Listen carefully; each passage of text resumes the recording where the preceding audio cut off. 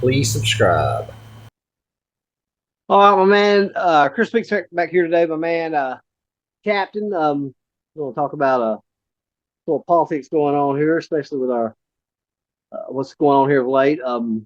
Shake the world up. Never seen like anything like this before an election cycle. Captain, my man, how are you? I'm doing well, Chris. I'm doing well, man. I'm glad to be back on the show. Hey, man, it's always a pleasure having you. Well, first of all, let's just ask the first question. What do you think about President Biden's withdrawal from the race? It's a little fishy. I don't think there's too many election cycles where we've had this happen, where you have, the pretty much a shoe in incumbent running for president, reelection, and advice on what he wants to do. Did interviews, said, "Look, I'm not dropping out. I'm running for reelection." He was all in, and the party, the Democratic Party doing what they do, they pushed him out of the way. I don't recall seeing this. The only thing that's similar to this would be when Hillary and Bernie Sanders were running, and they kind Mhm. of just swept Bernie Sanders out of the way. What was that like in 2016? They just swept him out of the way. Um, this is kind of similar to that, but this is a little bit different because Hillary wasn't already president. Biden is currently president, running for reelection, and they just pushed him to the side. And Yeah, they never didn't even had him vote. come.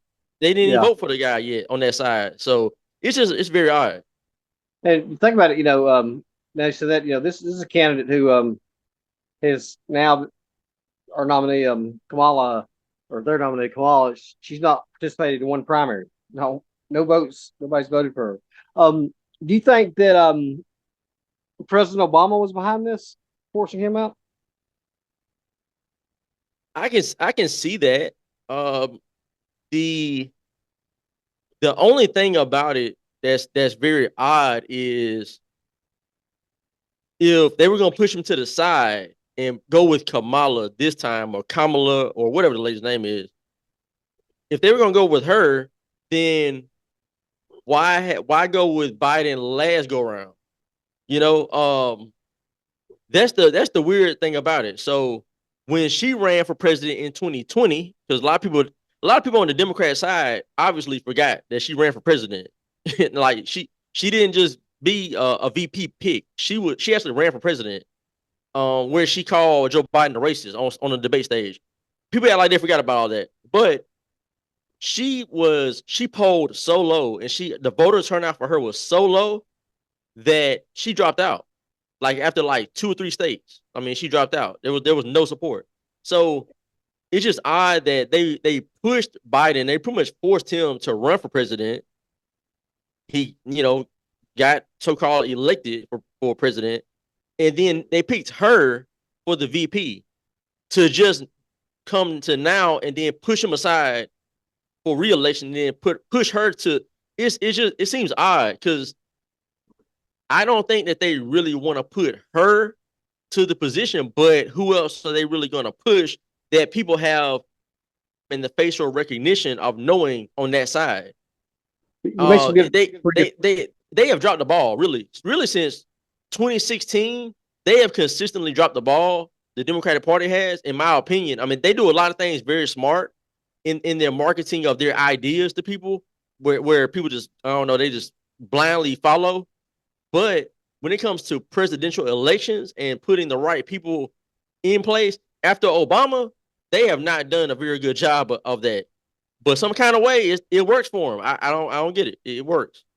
Well, you made some pretty good points there. I believe that the reason Biden was picked or anointed, however you want to call it, crowned with a nomination the way they did, because that's essentially what they did when all of them dropped out, is because he was perceived as the only one moderate enough up there on that stage to defeat Trump. Everybody else was seen so far to the left. And then when they got into the nominating process, that I was reading this last night. I forgot, but there was such a groundswell support to pick a black female. Okay, that's fine. But shouldn't the vice presidency be based on who is ready to take over from day one instead of a black female, a Mexican male, a gay male, a whatever. I mean, why do we have to go through what ethnic, gender, whatever it is that you have to be president? Because there's no stopping that. Next one's going to be, okay, a gay president, okay, a Hispanic president, an Asian president, a Native American president. I mean, Yeah. when did this become well, let's call a spade, a DEI canon? You know, we got started with Obama. I would say it really got started with Obama, because let's look at prior to Obama, you had other, you know, quote unquote black men run for president. Colin Powell was one. You had other people that they had in position to push, and it just didn't happen, and they were mainly on the Republican side. But the Democrat side, they saw an opportunity with Obama, and ever since then, they have gone in that direction of it's got to be what do they call it? BIPOC, a black indigenous person of color. So basically, any person that's non-white is going to be at the forefront, because their side only looks at identity. Identity is paramount. Nothing is more important on the Democrat side than your identity, whether what color you are, how you your sexual orientation, how you identify gender wise. All of that is paramount to God or anything else. That comes first. So that's really the reason why they're going that route. But see, here's the thing: the Democrat Party created this monster of identity. So now they have to keep going down that road by going with Kamala, because if they don't go with her and they go with a white male, then now they're gonna be looked at as, okay, why are y'all going back on what y'all have been doing for the last 10, 15 years? And that was another thing I forgot to say when you mentioned that, because they had no choice. Because if you would have said, okay, we're going somewhere else, okay, well, you didn't believe she was the right choice to be vice president then over the last 4 years. If she's not, well, so you was stuck with that.